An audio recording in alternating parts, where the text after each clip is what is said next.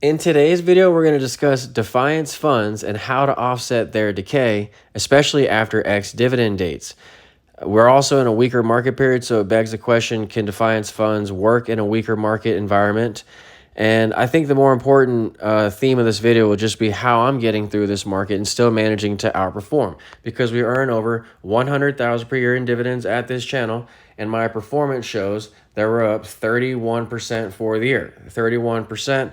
The NASDAQ is up 27%. That's on a year-to-date basis, and on a 3-year basis, we're up 95%, whereas the S&P is up 30%.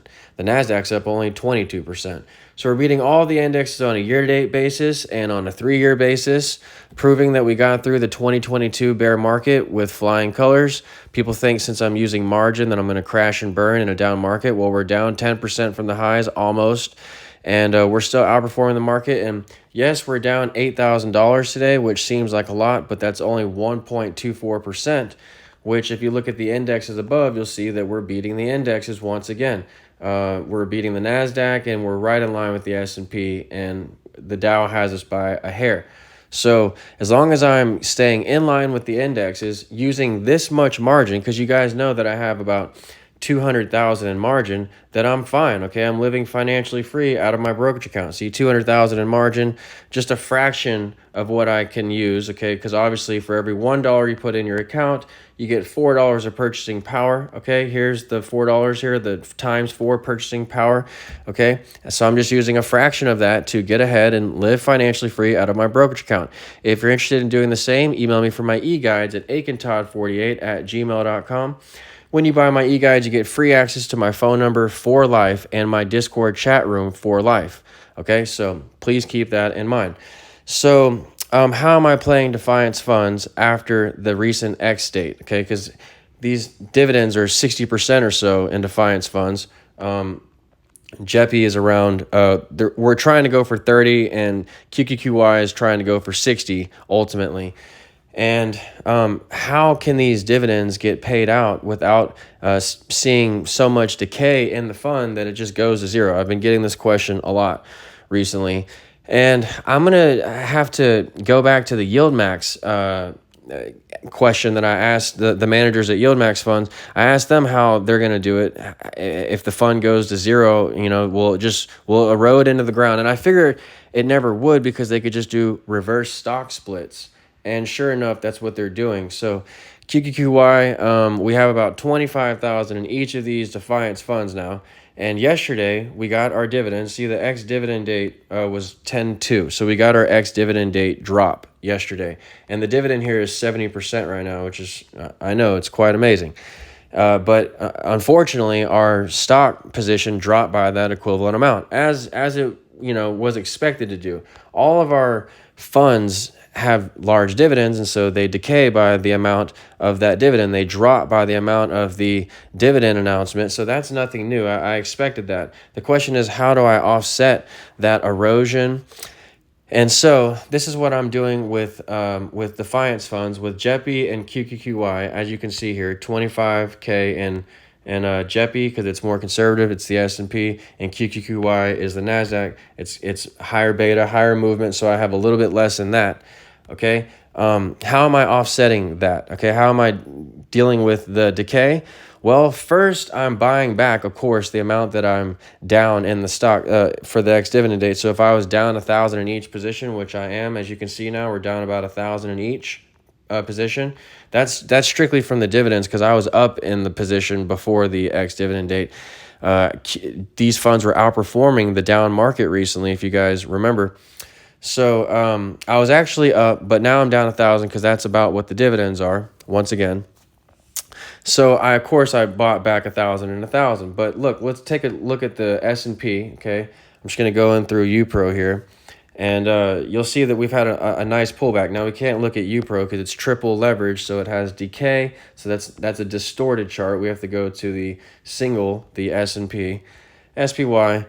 And you'll see that we've had this pullback, and we're right on the 200-day moving average. So this is such a pivotal time. This is a make it or break it time in the stock market. Okay, everyone's investment, retirement accounts, jobs, everything is tied to this number here, the all-important 200-day moving average, this black line. We tried to bounce off of it recently. As you can see, we had a green hammer there, and we bounced off, tagged that brown line, the 9-day moving average. And then we've since retested the 200 and even broken through it, as you can see today. So this is very scary, you might say, if you're a trader or you're heavily invested in the wrong things. Okay, I'm not worried about it because look, if you go much lower from here back to the March consolidation area, we're pretty much back at where the year started, and we had a 20% correction in the markets, a 20% plus in 2022. You see these lows in 2022. If we come back to 400, that's just going to be a buying opportunity of a lifetime, in my opinion, because we were already too cheap down there in 2022. We'd had a huge correction. 20% bear markets are extremely rare, going by statistics. And S&P 500 companies continue to make money and essentially print money. I had a long conversation with a client last night about just the ability for S&P 500 companies to engineer their earnings per share. They can raise their dividends. They can cut costs. They can increase their bottom line. They can buy back more shares. Okay, to increase EPS. And when you increase EPS over time, you're going to have a lower PE multiple. So when people say the PE multiples are high in the market, I don't necessarily go with that, because if you strip out the top weighted companies in the market, the top 20 weighted companies, the PE multiples fall drastically. Look at these financials, really cheap. Look at the energy stocks, even though they're a small part of the S&P, really cheap. I could go on and on about individual sectors that are really cheap and way off their highs. And so I argue that the PE multiple is actually a lot cheaper for the S&P, a lot lower than we're seeing.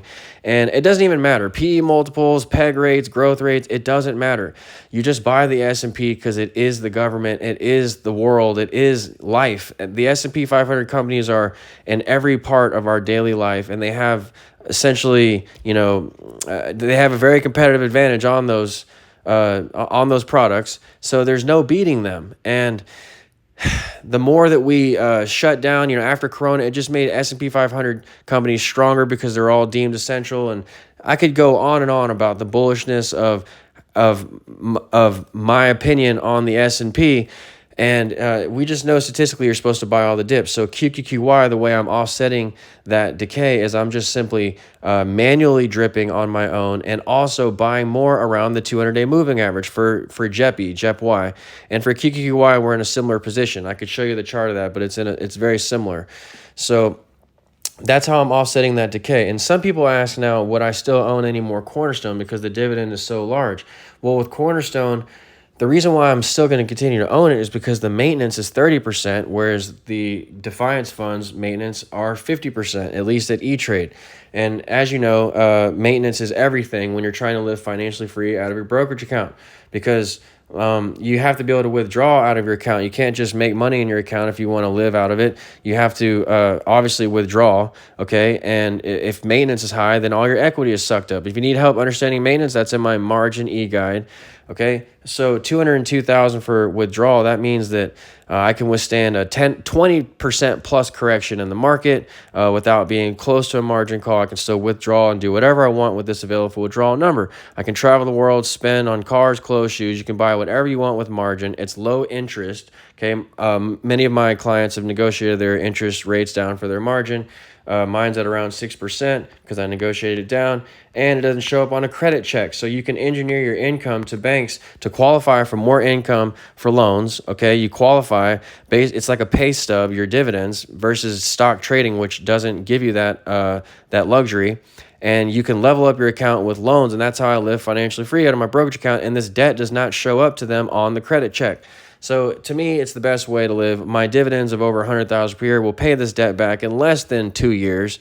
and then I'll just keep reloading my debt and keep doing this for life. I also get the question a lot, when am I ever going to stop doing this? Never, because you never know when a rainy day will come and you have healthcare costs, okay, that might surprise you. And also, I'm always fearing a maintenance change. If one of these funds has a maintenance increase, I don't want that to put me in a margin call. So I'm always trying to push the limit, make more money while we can, while interest rates are low, historically speaking, so that I can really get ahead in life and save up for that, prepare for that disaster when one day that strikes, whether it be in the stock market, with a maintenance increase, or with something in your own life, personally with a healthcare issue like we just said.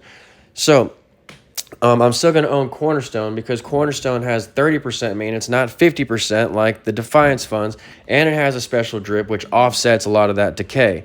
Okay, so we look at the price here, $8 for Cornerstone, but look at the market price, the NAV price, I'm sorry, it's $6. If I can just scroll down here, I'm on my phone, I'm living free, making videos on my phone because I don't want to have YouTube be a job, okay, then I wouldn't be living free, so I'm doing this wherever I want on my phone. Here it is, 649, that's a 20% gain, 652, 20%, 627, 24%. So these are, thousands of dollars because you get this from both funds, CRF and CLM. Okay, both of them. I have both for strategic reasons, which obviously we can't have too much in one or it increases your maintenance, increases concentration risk, lowers your equity if you have too much in one. So you have to have two.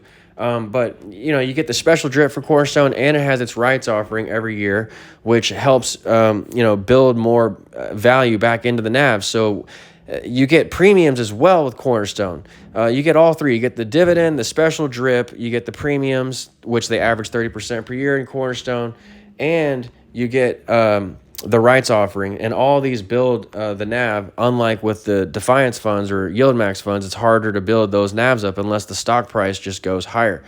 So, and hopefully that'll happen one day. And a lot of people are down on Yield Max right now, but I think they shouldn't be down on Yield Max when the stock prices are down. Wait till those recover. And I think you could see a different story with Yield Max because we are up big in Yield Max funds. Even though they decay and, they're covered call and, synthetic, and they decay, I was still getting 15% gains plus the dividend of 60% in Tesla. So I still believe in the Yield Max funds, but I think that they should be smaller amounts because they're stocks, not indexes. And I tie all my investments to the indexes like Cornerstone right here, CRF, 5-star fund, okay, beats all the indexes you can see down here below, okay? It beats the S&P.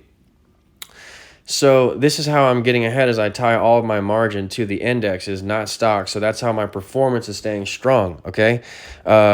Cornerstone is the way to do that because since it usually always outperforms. But you have to play Cornerstone right, okay? So if you need help playing Cornerstone, that's my volume 4 e-guide. So I have 4 volumes. Volume 1, fundamental analysis. Volume 2, technical analysis, where I talk about charts. And also, if you need help understanding charts, check out Carbon Zero in my Discord chat room, okay? We have over 500 members in the Discord chat.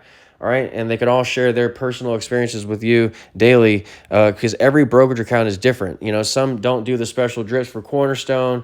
Some have higher maintenance. So here we have, we have the alerts for Cornerstone when the rights offering occurs, and we're all playing that so we can get ahead in life. Also, I have my daily trading recap section where I track my portfolio here, my daily portfolio recap. When I'm not making videos on YouTube, I track my portfolio here on Discord for you.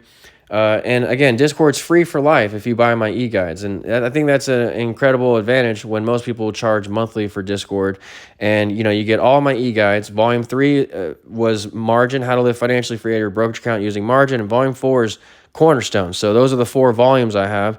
And you get free access to Discord and my phone number, again, for life. When you buy those e-guides. So you just email me at aikentod48@gmail.com. Anyway, I hope you liked the video, guys. I still own a lot of Cornerstone. Yes, I still own the C's, but I'm kind of liking Defiance funds so far, and that's how I'm offsetting the decay. Let me know other ideas on how to offset decay in your accounts and how you're playing Defiance, and I'll talk to you soon. Thanks.